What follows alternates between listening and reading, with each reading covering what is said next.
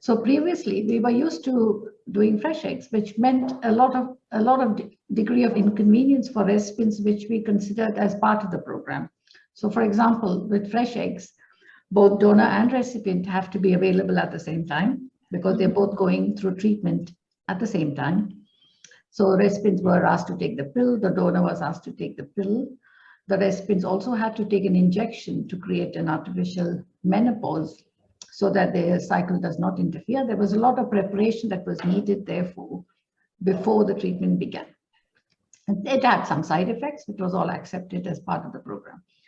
And of course, with fresh egg donation, one can never be certain about the donor's response to stimulation, because in about 10% of cases, however well the cycle is managed, the donor may not respond as well as we hope, and the cycle would have to be abandoned. And then the recipient cycle would therefore also have to be abandoned.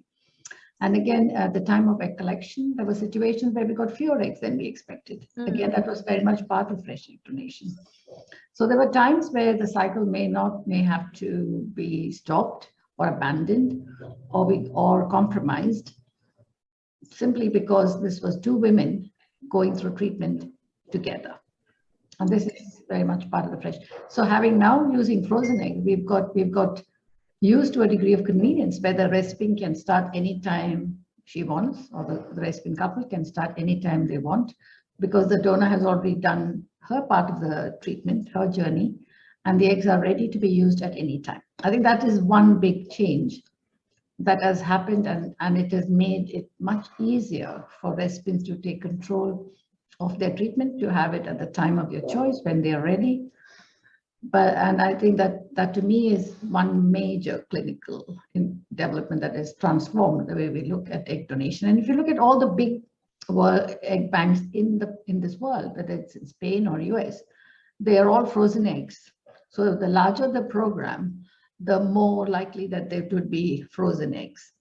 You would have many smaller clinics that offer fresh, but everywhere, and this is a change that's happening across the planet, in all parts of the world where technology is taking over, and people like Elena and her team are giving us results which are fantastic. So with 50% clinical pregnancy per embryo transfer, 50% of our recipients getting pregnant when we put one embryo back, and 85% plus having more than one embryo from 6 eggs, I think is a game changer. And I think this is the way it will be for years to come. Maybe we will only get better, but we are never going to go back, in my view.